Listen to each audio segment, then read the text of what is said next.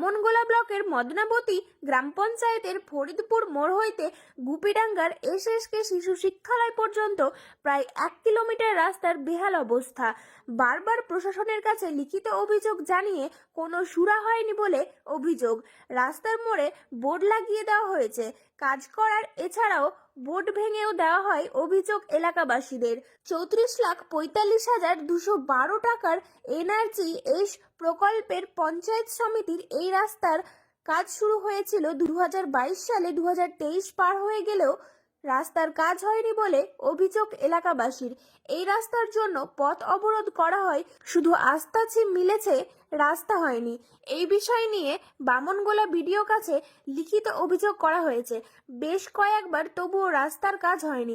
এই নিয়ে দিন সকাল থেকে ওই রাস্তার উপরে দাঁড়িয়ে বিক্ষোভ দেখা যায় গ্রামবাসীরা। এই বিষয়ে পঞ্চায়েত সমিতির সভাপতি পারুল কুজুর বলেন, এই বিষয়ে আমার সঠিক জানা নেই।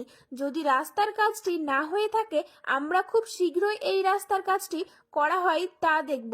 অন্যদিকে বিজেপির তরফে হবিবপুর মণ্ডল 1-এর সাধারণ সম্পাদক অজয় রায় বলেন, দুর্নীতিতে ভরে গিয়েছে এই সরকার। সাধারণ মানুষের টাকা আফসোস আত্মসাৎ করছে, নিজেদের পকেট ভরছে, সাধারণ মানুষের জন্য রাস্তা জুটছে না। বামনগোলা ব্লকের বিডিও রাজু কুণ্ডু বলেন, এই রাস্তা NRGS প্রকল্পের বর্তমানে বরাদ্দ টাকা নেই। যদি রাস্তা কাজ বন্ধ হয়ে থাকে, আমার কাছে সঠিক খবর নেই।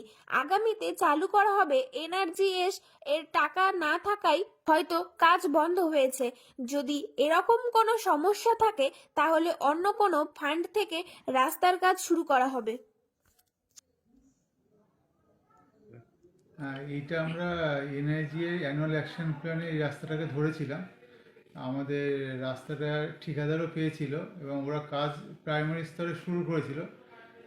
তারপরে NRGS ফান্ড বন্ধ হওয়াতে কাজটা কমপ্লিট করেনি। এখন রাস্তাটা তো ওই কন্ডিশনেই আছে। ভবিষ্যতে ওটা যদি NRGS ফান্ড ঢোকে তখন করা হবে, আদারওয়াইজ এটা অন্য কোনো ফান্ড থেকে করতে হবে রাস্তাটাকে।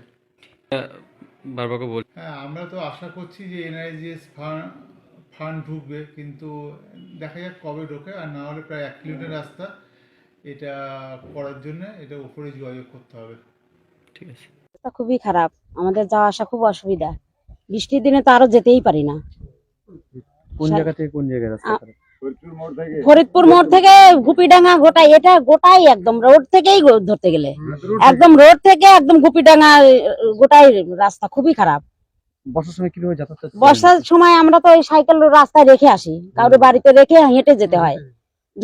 ফরিদপুর মোড় থেকে গোপিডাঙ্গা মোড় SSK স্কুলের যে 1 কিলো পর্যন্ত যে 1 কিলোমিটারের ঢালাই রাস্তা নির্মাণ করার জন্য 2022 সালে যে বোর্ড টাঙানো হয়েছে, যে বোর্ডটি টাঙানো হয়েছে তা আমার জানা নেই।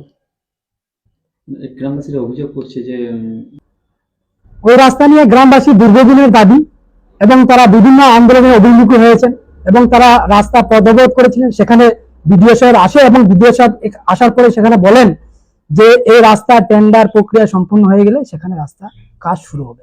কিন্তু সেখানে আমরা দেখতে পাচ্ছি যে সেখানে কাজ এখনো পর্যন্ত হয়নি। এখন শিলান্যাস হয়েছে কিন্তু সেখানে কাজ হয়নি।